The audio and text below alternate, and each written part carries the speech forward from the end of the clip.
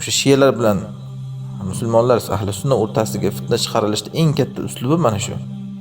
Shiyalarning avomi mana shu natijasidan ahli sunnani bular o'zi Amerikaning odami, bular o'zi Yahudning odami deb ayblaydi. Nimaga desa, nimaga unda Yahudga, Nasroniyga qarshi emas, bu bizga qarshi bo'lyapti deydi.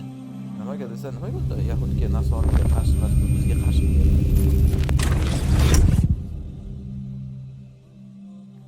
Va alaykum assalom va rahmatullohi va barakatuh. Aytadilar, shiyalar bilan kofirlar urushganda ularga qayg'urib Allohdan kofirlarga qarshi nusrat so'rashlik joizmi?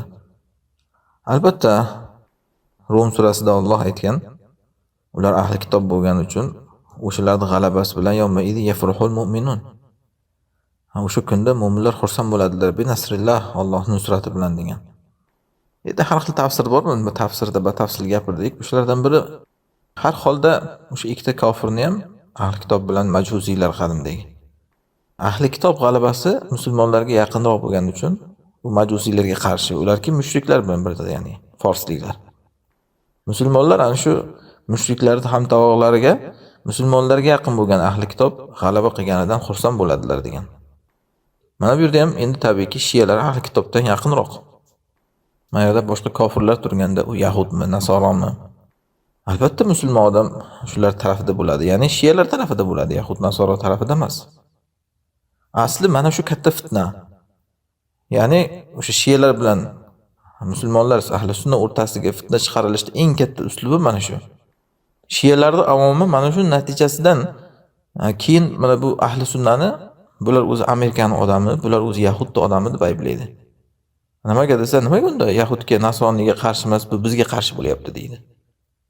Katta fitna bo'ladi shundan va ular ham shundan foydalanadi.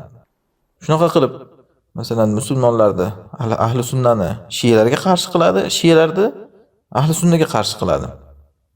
Shuning uchun bu fitnaga tushmaslik uchun nima qilish kerak? Albatta, al-aqrob fal-aqrob, eng yaqin toifalarga inson xayrixoh bo'ladi.